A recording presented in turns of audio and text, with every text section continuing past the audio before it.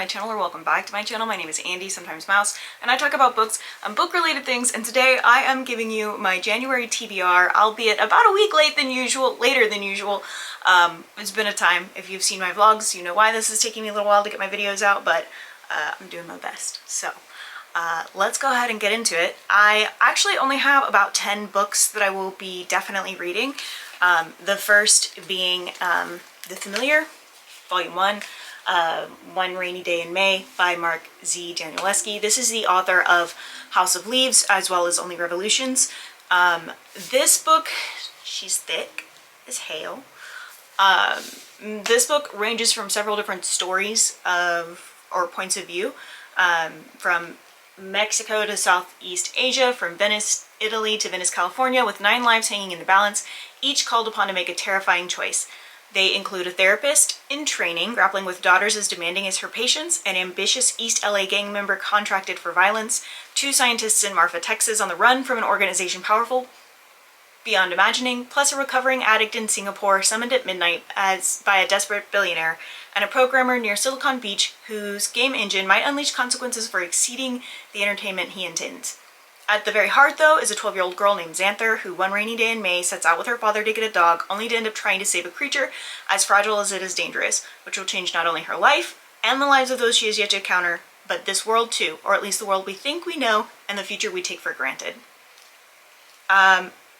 I picked up the 4th book at the used bookstore with my husband, and I ended up, it looked really interesting, and I like this author's writing style, and I like the weirdness of everything.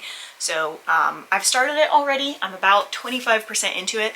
It's pretty solid, a little bit hard to follow, but that kind of aligns with everything that this author does. Next up, we have my reread of Gilded. Ooh.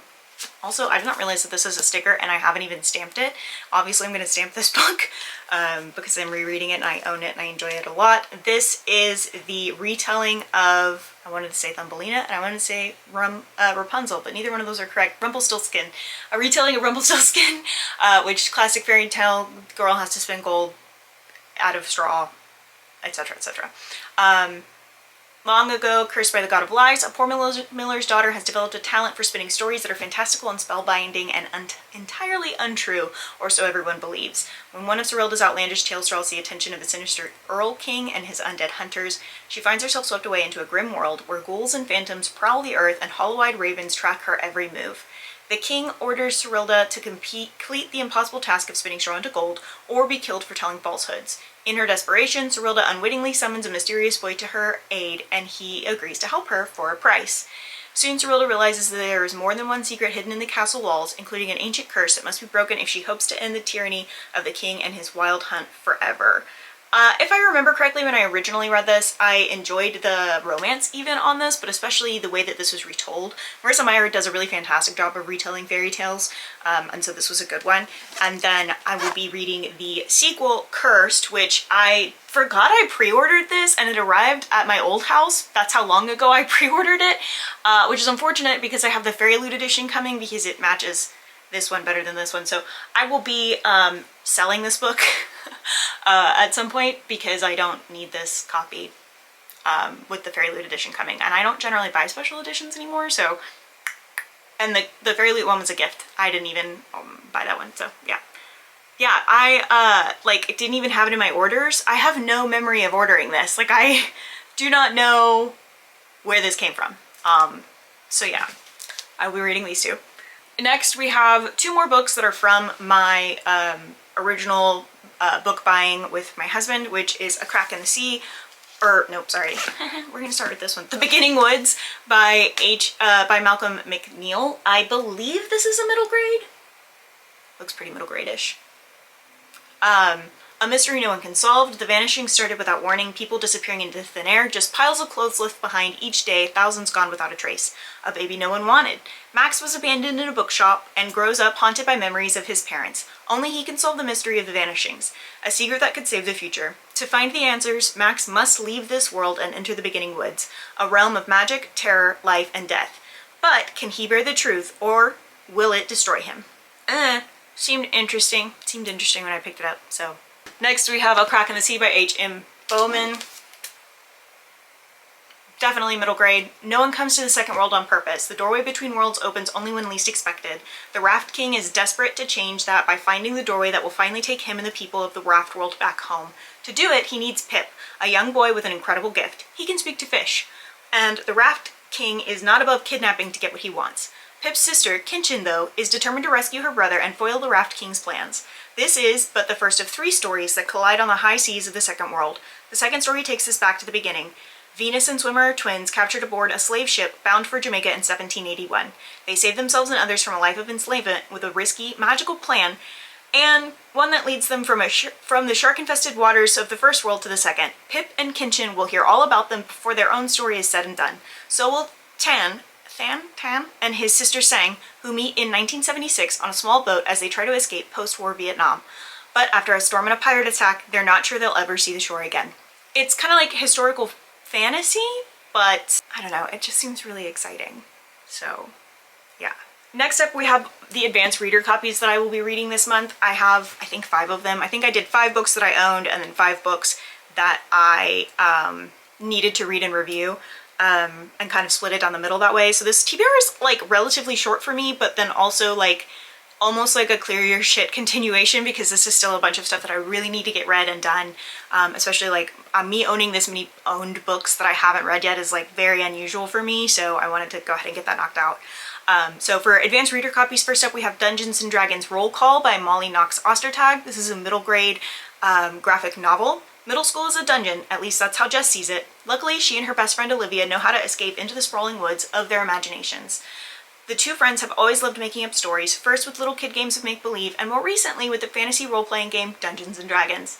When they play, Olivia runs the game as Dungeon Master, and Jess is the solo party member, playing a take-no-prisoners lone wolf fighter of her own design named Sir Corius.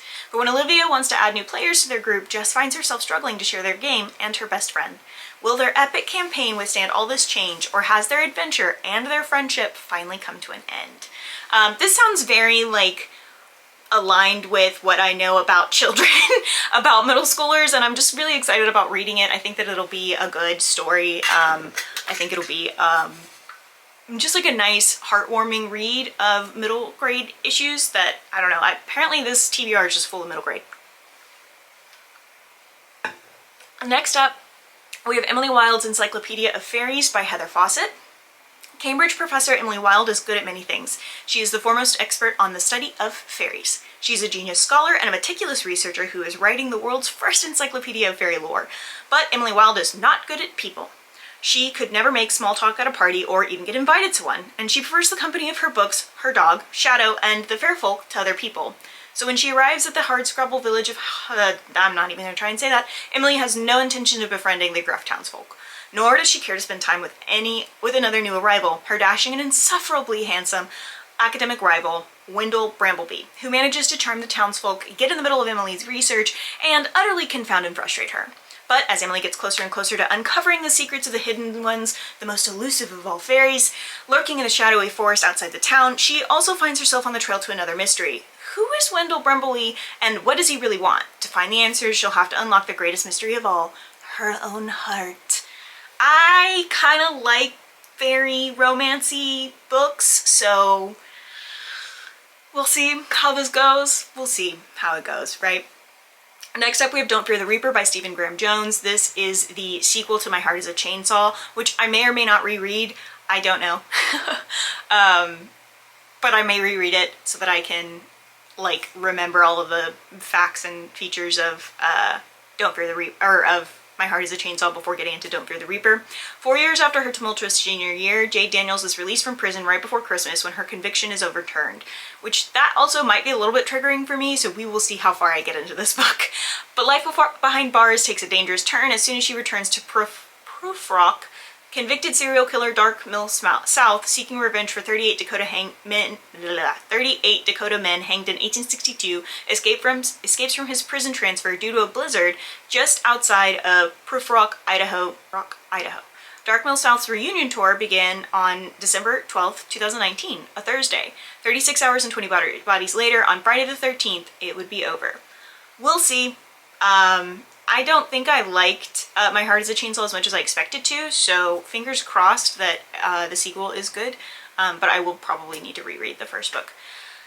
Next, we have Wild Blood by Lauren Blackwood. 18-year-old Victoria is a wild blood. Kidnapped at the age of 6 and manipulated by the Exotic Lands Touring Company, she worked as a tour guide ever since with a team of fellow wild bloods who take turns using their magic to protect travelers in a Jamaican jungle teeming with ghostly monsters. When the boss denies Victoria earned promotion to team leader in favor of Dean, her backstabbing ex, she's determined to prove herself. Her magic may be the most powerful on the team, but she's not the image the boss wants to send to their new client, Thorn, a renowned gold miner determined to reach an untouched gold supply deep in the jungle.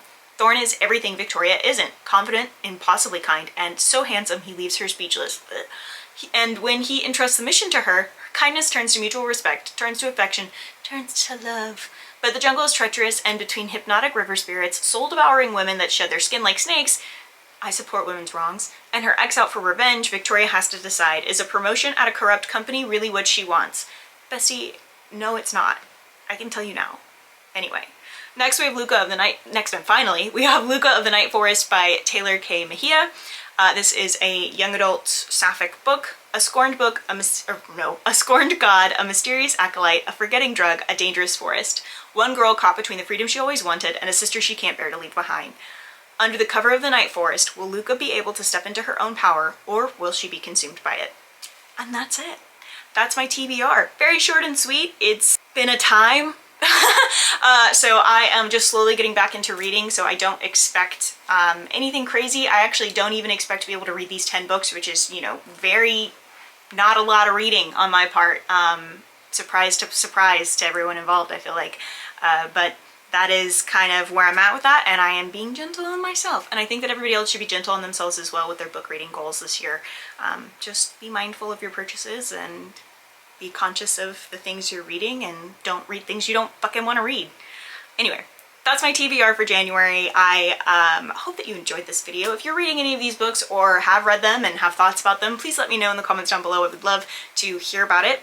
If you enjoyed this video, don't forget to like and subscribe and share. If you didn't enjoy this video, please let me know how I can make it better for you. I post videos on Tuesdays and Thursdays at 10 a.m. Central Standard Time. I usually say every Tuesday and Thursday at 10 a.m. Central Standard Time, but that has not been the case lately, so I'm not going to say it. I hope that you guys have a great rest of your day. Don't forget to drink your water and take your meds. Okay, thanks, bye.